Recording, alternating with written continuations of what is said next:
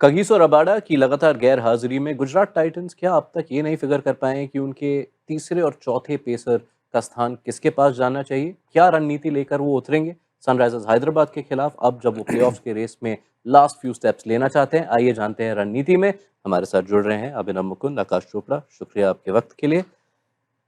काफ़ी bowlers use हुए हैं, ईशांत शर्मा सबसे रेगुलरली यूज़ हुए हैं, 9 में से 6 मुकाबले उन्होंने खेले हैं, लेकिन रन भी बहुत दिए हैं, विकेट भी ज़्यादा नहीं आए हैं। तो क्या अब ईशांत से आगे देखना ज़रूरी?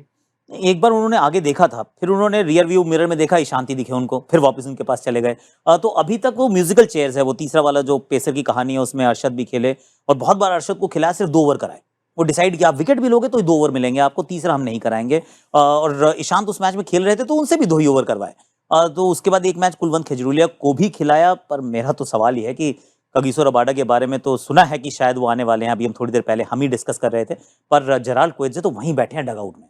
मतलब जराल्ड कोएत्जे अगर 70% भी हैं अवेलेबल, मतलब फिट है, 70% भी गेंदबाजी करेंगे, तो जितने भी हमने नाम लिया उनसे बेहतर करेंगे। तो अगर वो बैठे हुए हैं तो उन्हीं को खिला लो। वैसे भी तो आप 3 ही ओवरसीज खिलाड़ियों के साथ खेल रहे हैं मैच आफ्टर मैच। जी हाँ, 2 साउथ अफ्रीकन पेसर्स का आपने नाम लिया। इन दोनों की अवेलेबिलिटी के बारे में कोई खबर आई नहीं है गुजरात टाइटंस के खेमे में से। रबाडा के बारे में शुभमन गिल ने 19 अप्रैल को कहा था कि 10 दिन में वो आ जाएँगे। वो 10 दिन अब बीत गए हैं, पर अगले मैच में वो खेलेंगे या नहीं, ये हमें नहीं पता। जेट लैग तो होगा जरूर। साउथ अफ्रीका से तो कम ही होता है। कम ही इफ ही होता है। Went to South Africa. हाँ, he went back home for पता पर्सनल नहीं। रीजंस। पर मेरा ये है कि उन लोग इतना लग्जरियस टीम है कि उनका जरूरत ही नहीं है। इतने फास्ट बॉलर्स है, मतलब दे गॉट सिराज एंड प्रसिद्ध, बहुत टीम है अराउंड द लीग वेर 1 या 2 पेसर ही अच्छे कर रहे हैं। इन लोग के पास 3 4 5 6 ऑप्शंस है, तो उनमें से एक चूज करना I think actually musical chairs ही रहा है गुजरात टाइटंस का। ईशांत शर्मा के पास ही जाएंगे मुझे लग रहा है। वो एक टीम है, वो कंसिस्टेंसी देखने के लिए सोचते हैं। और मेरा ये है कि अरशद खान एक फास्ट बॉलर की तरह नहीं सोचते, उन लोग सोचते हैं वो ऑलराउंडर की तरफ। और अरशद खान या वॉशिंगटन सुंदर, ये दोनों में से एक खेलते हैं। और वो third medium pacer again based on conditions, Siraj प्रसिद्ध है, कंडीशंस के हिसाब से तीसरे पेसर के साथ जाएंगे। अगर रबाडा अवेलेबल है तो वो आ जाएगा वापस, नहीं तो मुझे अभी भी लग रहा है वो तूफान के बाद वापस ईशांत शर्मा के पास ही जाएंगे। तो मान लेते हैं कि रबाडा नहीं खेल रहे हैं इस मुकाबले में और आप सेम पेस कॉम्बिनेशन के साथ जा रहे हैं। क्या आप चाहेंगे कि उस पेस के ओवर्स को कवर करने के लिए एक आपके ऐसे गेंदबाज जिनको आप पिछले कुछ मुकाबलों से ज़्यादा गेंद नहीं थमा रहे हैं, साई किशोर, उनका बेहतर इस्तेमाल हो? 100%। आई मीन एक मैच था जिसमें उन्होंने शायद एक ही ओवर डाला था, वो 20वें ओवर के लिए उनको बुलाया गया था।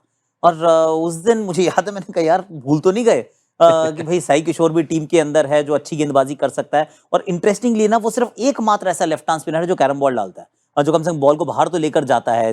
लेफ्ट हैंडेड बैटर के भी सी छक्के चौके सबको लगते हैं, पर इनके साथ थोड़ा संकोच किया है कि हम इतनी गेंदबाजी नहीं कराना चाहते। इवन दो इस टीम के सामने जब पिछली बार खेले थे, अगर वैसी ही पिच वो दोबारा बनाते हैं तो साई किशोर ने पिछले मैच में भी विकेट्स चटकाए थे। आई थिंक पहले आप ही बता रहे थे 4 ओवर्स 24 रन और 2 विकेट्स उन्होंने लिए थे। तो करानी तो चाहिए गेंदबाजी। सामने ग्राउंड बेशक छोटा हो, साइड में ग्राउंड ये ठीक साइज का है और डीप पॉकेट्स हैं, तो मेरे विचार में तो करवानी चाहिए।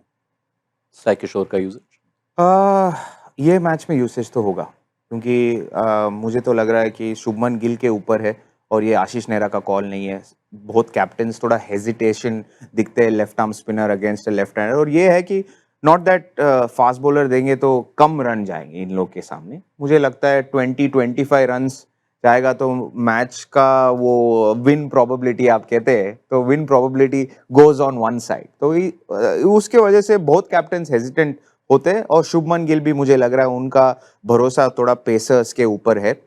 एंड ये मैच में तो जरूर डालेगा बॉल, क्योंकि साई किशोर वर्सेस क्लासन एक मैचअप बहुत पसंद करते हैं शुभमन गिल और आशीष नेहरा। क्लासन आएगा तो जरूर साई किशोर डालेगा ही। उसी में एक्चुअली मैं ऐड करना चाह रहा था कि टॉप 3 ही तो लेफ्टी हैं, उसके बाद तो सारे राइटी हैं। अगर वो टॉप 3 वैसे भी नहीं चल रहे, अगर उनमें से कर दिया आपने आउट जल्दी, तो फिर तो साई किशोर पूरे 4 ओवर डालेगा, कोई दिक्कत नहीं आएगी, जैसे अभिनव ने कहा। तो साई किशोर बेसिकली बस ये उम्मीद कर रहे हैं कि ट्रेविस शेख अपना फॉर्म बरकरार रखे, तब उन्हें गेंदबाजी मिलेगी। आकाश, अभिनव, शुक्रिया आपके वक्त के लिए, आपके ख्यालात के लिए। ये सुन लिया आपने इनकी राय। आपको क्या लगता है क्या करना चाहिए जीटी को अपने बॉलिंग कॉम्बिनेशन के साथ? और जाते जाते गुजरात टाइटंस के खेमे से एक रिक्वेस्ट, साउथ अफ्रीकन पेसर्स की अवेलेबिलिटी बताइए ज़रा दुनिया को।